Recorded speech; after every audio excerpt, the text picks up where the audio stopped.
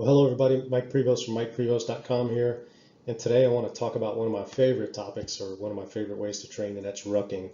And rucking simply is just walking with a loaded backpack. I'm going to start by talking about a NATO report. It's a NATO scientific report that summarized mostly the military research on rucking performance and rucking training. And then I'm going to add some of my own observations, and then we're going to wrap up with some simple recommendations for training. Okay, here we go. So most of the scientific information is summarized in this NATO report. If you Google it, you can find the whole NATO report online. As I said, it's just a condensation of all of the research on military load-bearing marches presented for publication. So the goal of preparing for a ruck, and at least in terms of the NATO report, and I think it makes sense, is so that people can arrive with the full load, whatever they need to carry, and have enough excess capacity to do what they need to do when they get there. And that could be, perform the mission. If you're a warfighter, it's fight a battle. Maybe for a firefighter, it's fight a fire, or maybe just climb a wall, if you're a climber. So the idea is to have the ruck not take everything out of you, that you have enough excess capacity to do what you need to do once you get there with your load. Well, if you wonder what's possible or how much weight people are carrying, here's a summary of average loads carried by light infantry soldiers in Afghanistan. And, as you might know, Afghanistan's pretty rough terrain. And this is just part of the table that's there, but you can see the loads that we're talking about, and these are loads in kilograms, not in weights. So I converted it for you, and what you'll see is that, very best case scenario, we're talking about 63 pounds on the very light end, and then on the heavy end, 135 pounds. So that's really a lot of weight, but it's possible to carry that much weight with the right equipment. Okay, so this is some data comparing energy expenditure on this axis, and this is just calories per minute, how much it costs you to do that activity, and speed in kilometers per hour here. And so, in the US, we're probably not that familiar with kilometers. Unless you're a runner, you probably deal with kilometers a lot more. But just to give you an idea, standard Army pace is 4 miles per hour. So that's right about here. And the 8 kilometers per hour is just under 5 miles an hour. So we'll call it like about 4.8 miles per hour. To give you some context on the upper end of the speed, this 8 kilometers per hour or 4.8 miles per hour, that's just about as fast as you could walk. You probably couldn't walk any faster than that without breaking into a jog. And as I said, the 7 kilometers per hour is the gold standard Army pace. That's a very deliberate, fast-paced walk. Okay. Now, what they're looking at is one of the easiest surfaces to ruck on, and that's blacktop road, and one of the hardest, which is loose sand. And I'm going to start off down here at 2 kilometers per hour. This is less than 2 miles per hour, but more than 1 mile per hour. It's very, very slow. You would have a hard time walking that slow, but at a really slow pace, you can see it doesn't make that much difference whether you're on blacktop or sand, and whether you have a light load of 20 kilograms, about 45 pounds, or 40 kilograms, over 80 pounds. So it doesn't matter that much if you're going really, really slow. But by the time you get to the fast speeds, then load and surface make a really big difference. You can see that our 2 rucks on sand here and here are the hardest. In fact, if you take a look, this is loose sand, and this is loose sand. You can see that 20 kilograms with loose sand is actually harder than 40 kilograms on blacktop. So in that case, the sand actually made it worse than the surface made it worse than the load. So surface makes a really big difference. Sand is one of the hardest surfaces to ruck on. The only thing worse is loose snow, which we'll get to in a minute. But, a couple of points to point out here, that surface and load make more difference when you try to go fast. And sand is a tough surface, and it's going to more than compensate for load. So this is data on road march times. So this is how fast people could go at different loads and different distances. And this is all based on male military personnel. Most of this research was done in the 70s, 80s, even into the 90s when females weren't allowed in frontline combat missions. But I got some data on females later. Again, we're in kilometers and kilograms, but over here on the left side, I translated it roughly to pounds to give you an idea of what we're talking about. And the reason they chose these weights are this is kind of like the low end for what you might expect a military combat personnel to carry in combat in the high end. So it's quite a bit of weight, even the low end, 75 pounds. If you've never rucked with 75 pounds, it's tough. So we have mean and standard deviation. Mean is average, standard deviation is the average difference. You could ignore standard deviation if you're not familiar with the concept. But again, what I wanted to point out was, remember this is our 4 mile per hour pace right here. I'm sorry, 8 kilometers is about 4 miles. So the pace is not given here, we're just given times. But what I wanted to point out is that, in short distances, there's not a whole lot of difference in time with the different loads. I mean, there's some, but it's not a huge difference in time over the course of a short distance. But by the time we get to these longer distances, finish time really starts to show a big difference based on load. So when we added 25-ish pounds here, we saw a difference of about 45 minutes, Whereas here, we're looking at 7 minutes. So finish times are going to be you're going to see much more variability with load as you go longer. That's all we're saying there. This 20-kilometer distance is a little over 12 miles. And you can see we're under 3 hours here. Whereas here we're over 4 hours to finish. So this gives you an idea, of what you can expect for time to cover best case scenario blacktop road with those loads. If you've got a load of 135 pounds, that's a pretty significant load. You're talking about that you need a plan for probably 4.5 hours minimum, maybe 5 hours to get most people through. Okay, so here we have our distance graph here. So this is our distance in kilometers. We have our load, the same loads we talked about a minute ago, and I've translated them here.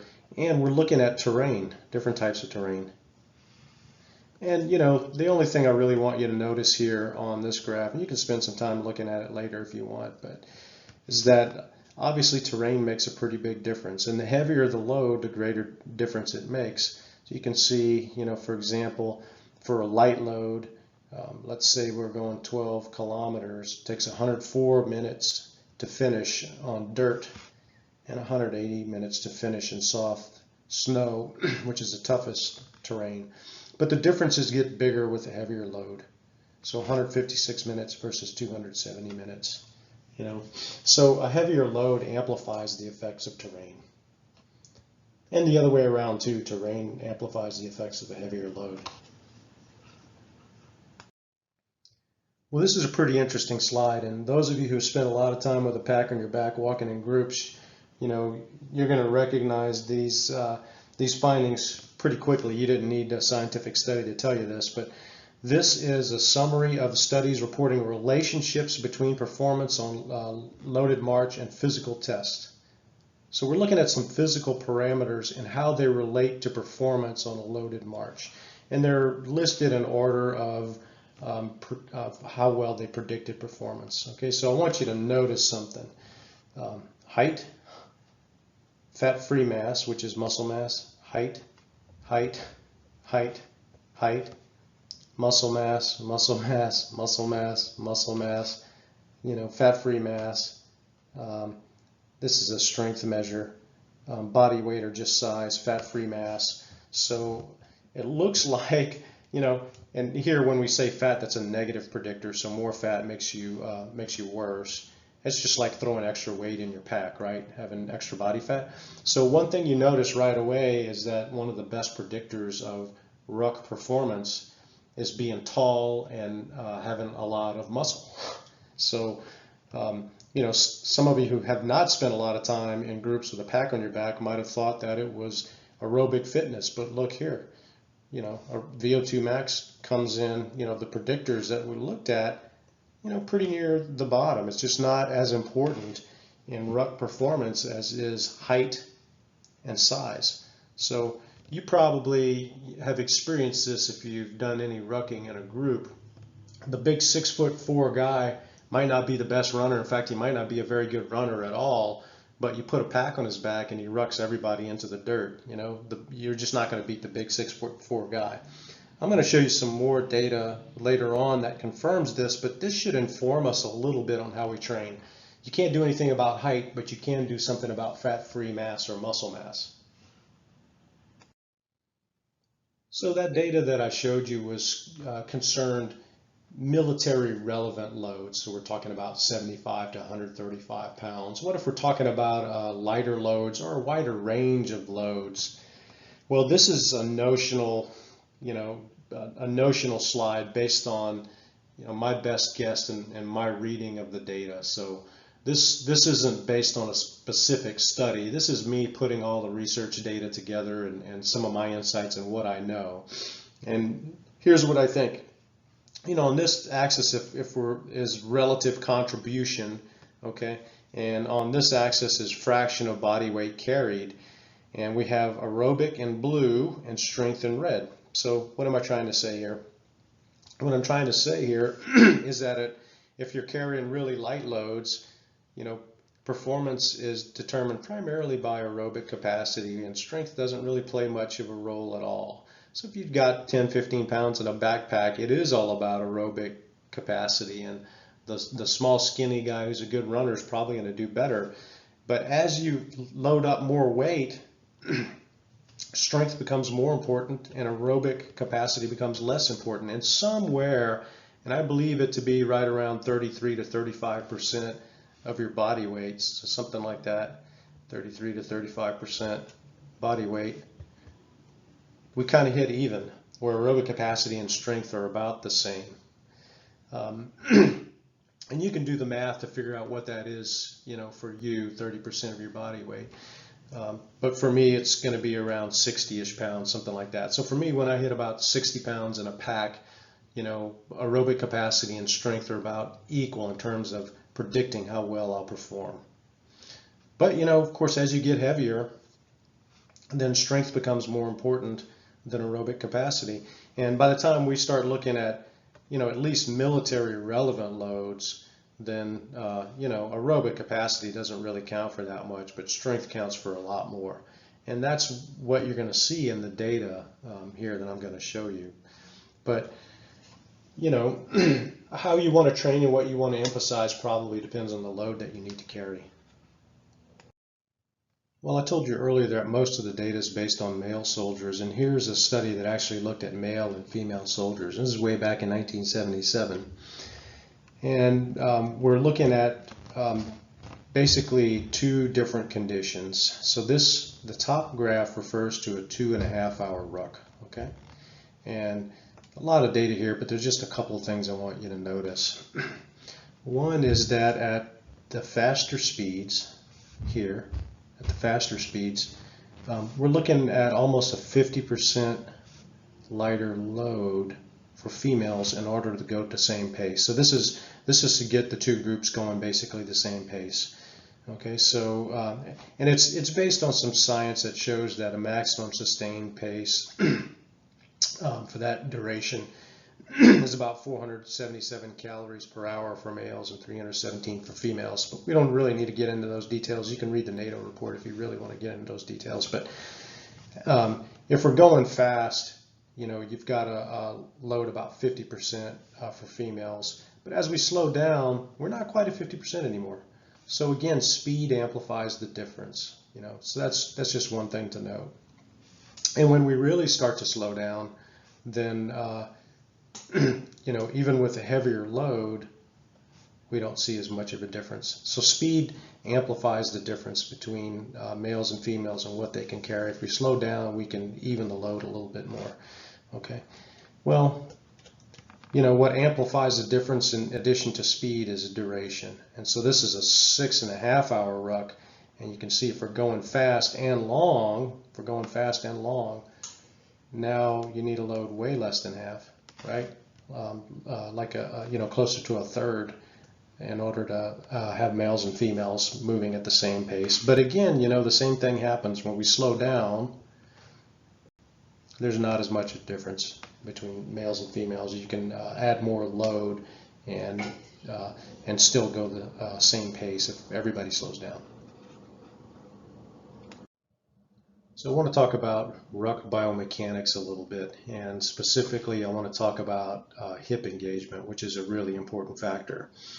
And I want to talk about two methods of stepping with a load on your back. One is soft knees, engaged hip. Okay, picture on the left.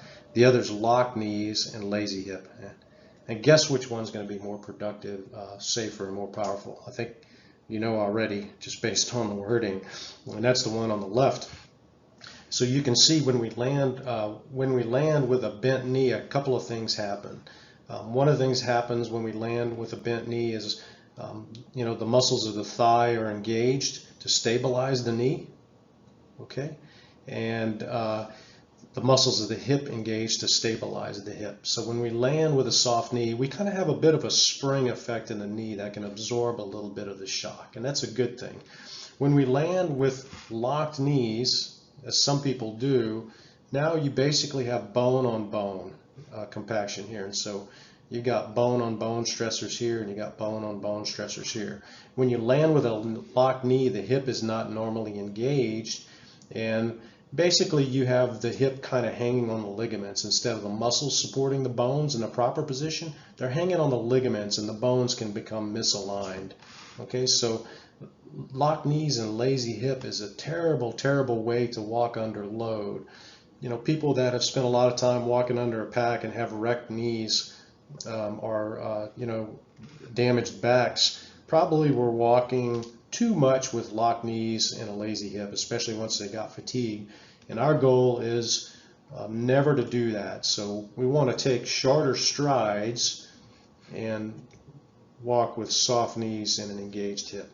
You're going to have to shorten your stride length under load, and the heavier you go, the shorter you're going to have to stride. And we make up for that by an increased stride rate, by trying to step at a faster cadence, but we always keep soft knees and engaged hip. As we go faster, some people tend to transition to locked knees and lazy hip in order to get a longer stride length. And that's a mistake biomechanically, and that'll cause damage in the long run. So here's what I'm saying. As we transition, you know, from slower to faster, we need to increase our cadence, but make sure that we're still landing with soft knees, with bent knees. So we're going to shorten our stride length. And when we transition to a heavier weight, we need to do the same thing. We need to shorten our stride length, okay? So we don't overstride and land with locked knees. You know, as I said, the locked knees can cause bone on bone. You know, we're concerned with the knees here, bone on bone pressure really grinding away at the cartilage. And we're also concerned with the hip.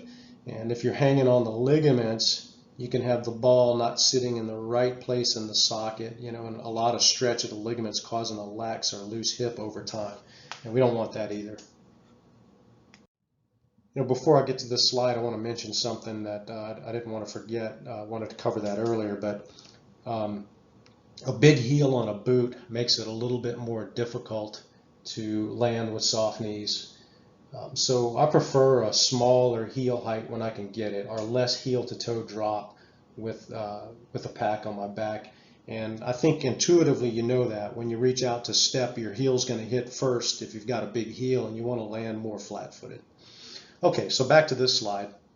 This is just a rear view showing what happens when you land with an engaged hip and soft knees in A, or when you land with locked knees and a lazy hip. And you can kind of understand what's going on a little bit better. Let's start with the locked knees and lazy hip.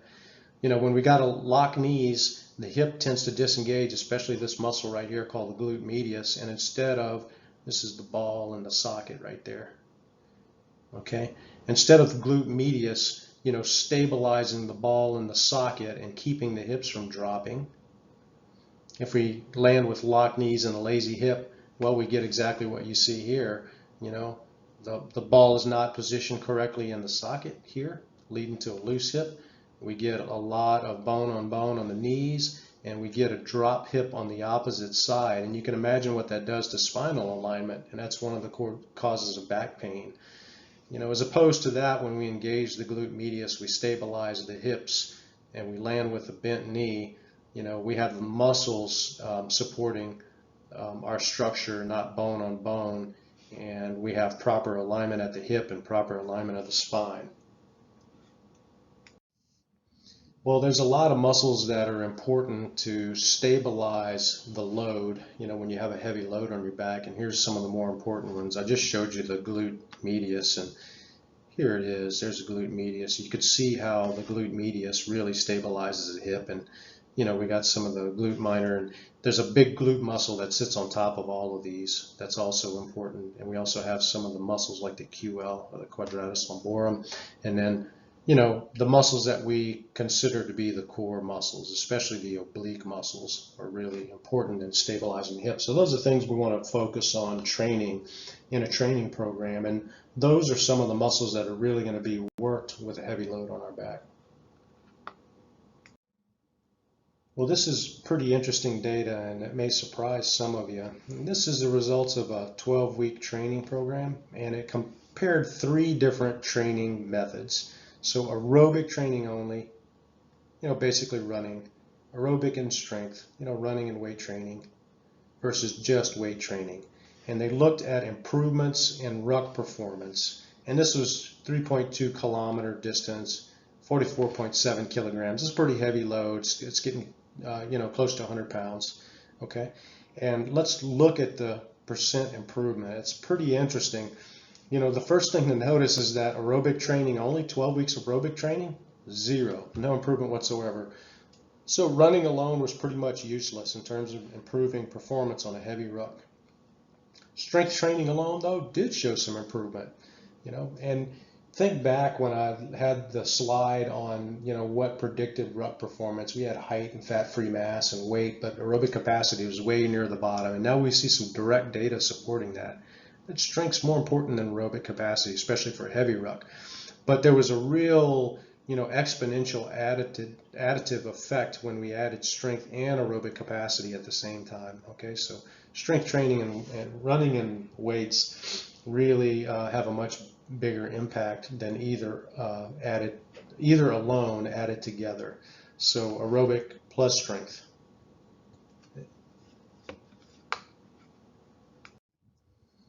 So here's another strength training study, and it's pretty similar, except they took a slightly different approach on the resistance and aerobic, and they compared a total body resistance training program, training everything, to an upper body only, plus aerobic. And those 2 groups had strength training and aerobic. And then, of course, they had a resistance training only group here, and aerobic only group here. Okay, so if we ignore these 2 groups for a minute and we look at the results of these bottom 2, it's kind of what we saw earlier. Resistance training only, there was some degree of improvement, a little bit of improvement. Aerobic training only, there was just nothing. Okay. Now we'll go back to the other 2 groups at the top that are circled on the left-hand side, and you can see basically that total body resistance training is better than upper body resistance training only. And I think that probably makes sense to you, right? So, but you can see the magnitude of difference, in total body strength training versus just running. Pretty much a straight up running program is useless in terms of improving rucking performance, especially with heavy loads. Well, here's some other somewhat surprising data on ruck performance. And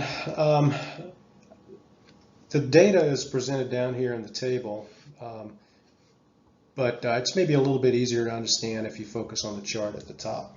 So first thing I want to say is there were two different types of ruck training performed. Okay, there was a duration ruck, which is a lighter load for more distance. Okay, and then there was an intensity ruck, which is a heavy load done as intervals for a shorter distance. All right, and you can see what those loads consisted of here, the lighter loads here and the heavier loads here. Okay, but what I want to focus on is a couple things that are kind of interesting. So here's our intensity rucks, all right, and there's our light rucks. Okay, and so what you can notice right away is that the intensity rucks tended to be a little bit more effective overall. And that's a consistent finding. What we find, interestingly, is that a heavy ruck translates pretty well to lighter, longer rucking, but lighter, longer rucking does not transfer as well to heavier rucking. Okay, so that's just something to keep in mind. All right. The other thing that's interesting, though, I want you to notice is the effect of weekly versus biweekly, once a week versus twice a week.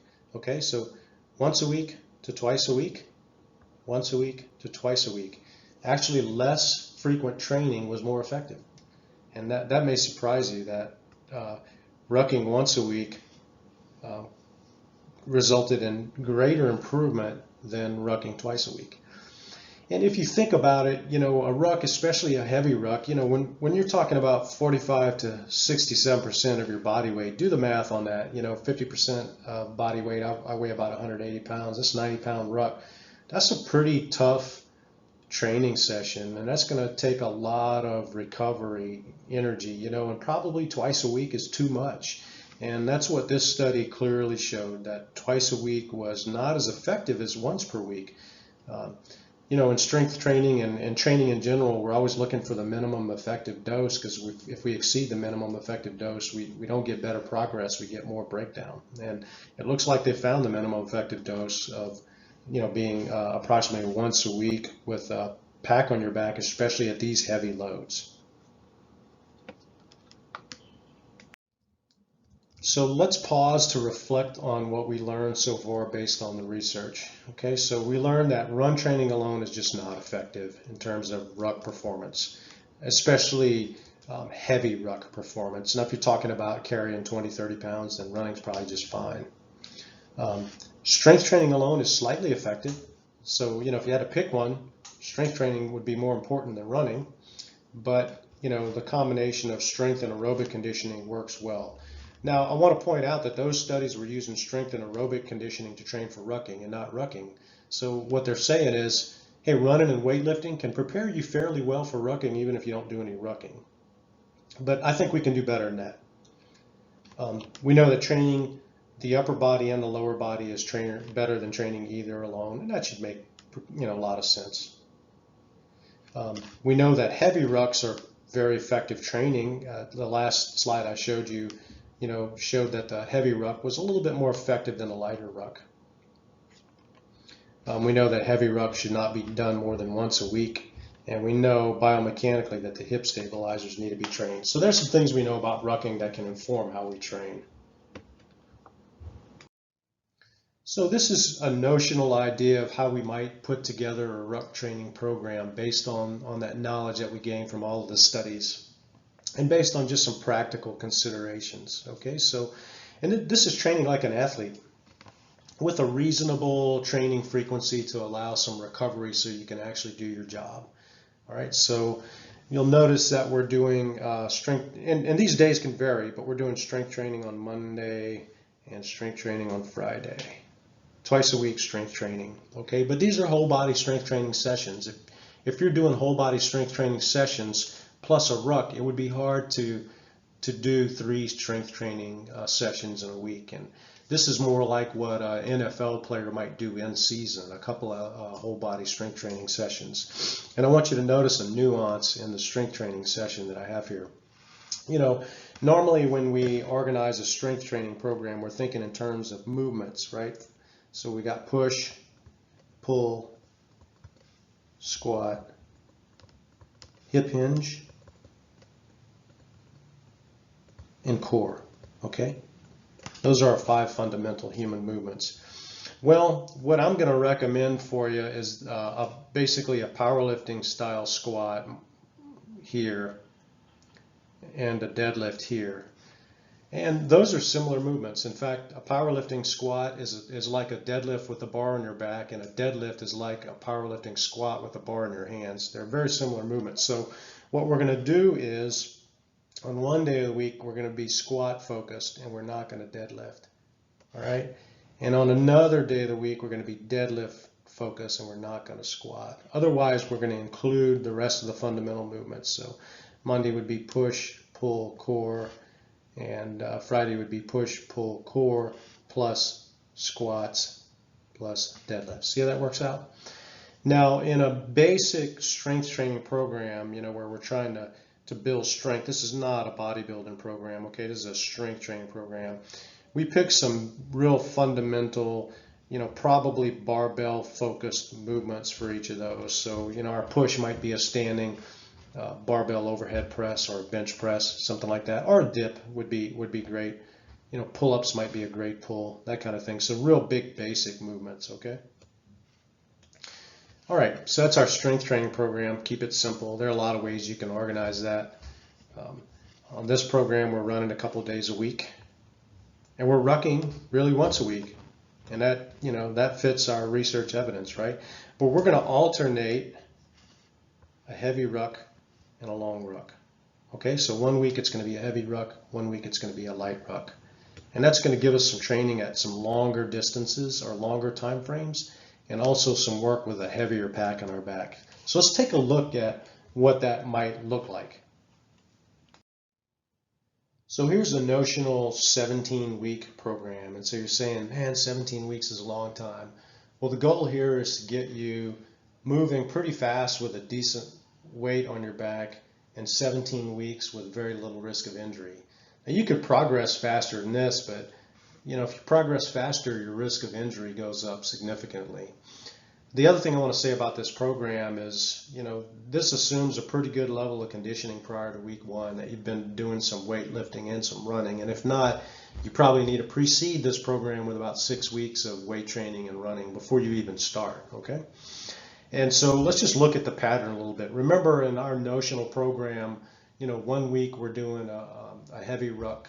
The next week we're doing a light, longer ruck. And let's see what this looks like, the pattern. So we'll start with week 1. Our long ruck is 20% of your body weight for 60 minutes. It's just go out and walk for 60 minutes. I'll point out that the pace for all of these rucks is the same. Heavy, light, long, doesn't matter. We're aiming for 4 miles an hour. That's standard Army pace. That's a pretty deliberate walking pace. You're going to have to really pay attention to hold that pace. Okay, 4 miles an hour. And we're assuming, pretty good terrain, pretty friendly terrain, like a road or a dirt trail, something like that. Okay, and by contrast, our intensity ruck is heavier, and we're doing intervals. So 2 times 10 minutes with 5 minutes rest. So that would be basically, 10 minutes of rucking. You can drop your pack, rest for 5 minutes, throw it back on, another 10 minutes of rucking. Okay, so that's 2 times 10 minutes with 5 minutes rest. And as you can see, the weight progresses in both the rucks, and the time progresses here.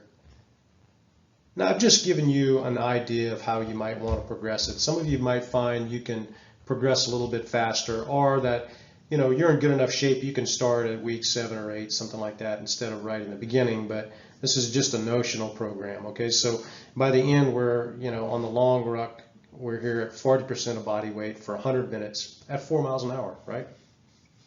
And you can see on the heavy ruck, we've progressed to 65% of body weight, and we're at 3 15-minute intervals with only 3 minutes rest. That's a pretty tough session, okay? So this is just a notional plan. It's something, you might consider. You can write up your own plan with the same kind of considerations. This is just giving you a general idea how you might construct a ruck training program. So that ruck training program I just showed you had a particular goal in mind, and the goal was based on some data from the Army looking at Special Forces selection and success in selection. And what they found was, on a 4-mile ruck march, okay, 4-mile ruck march in BDUs, boots, M16, load-bearing equipment, and a 45-pound rucksack. If we do the math on that, what we find is that's approximately a 70-pound load total, because the clothing, boots, and the other stuff adds up to over 20 pounds. All right, so about a 70-pound load total. If you can do that 70-pound load for 4 miles in just less than an hour, your chances of passing selection are 81%. So pretty good, right? Now, if you add just a little bit of time to that, just a little bit, now you're, an hour and 5 minutes or slightly longer, well, your chances of passing are much, much lower. So that program that I showed you on the previous slide, it gets you to basically 40% body weight for 100 minutes at 4 miles per hour. So that's actually more than you need, for the 81% passing level. This 40% body weight for me is going to be pretty close, right in here. Okay. All right. So it turns out ruck training is just pretty simple. We just program in progressive overload just like we do for any other type of training. But I think now you have maybe a better handle on how you might organize your ruck training. Most people would be tempted to ruck pretty often, every day, every other day, 3 times a week, 4 times a week. But I showed you some data that once a week's enough, really, especially when combined with a bit of running and strength training. Most people are going to be tempted to do way too much. A ruck training session, especially a heavy ruck, it's just like another strength training session, but it's also like another aerobic training session, all wrapped into one. And so that weekly structure that I showed you is pretty well thought out and is a good way to organize your training if walking with a heavy load on your back is part of your job description or what you do recreationally. Well, I hope you learned a little bit and enjoyed the presentation. If so, please share. If you have any follow-up questions, just head on over to my site and submit a comment or send me an email. Thanks for listening.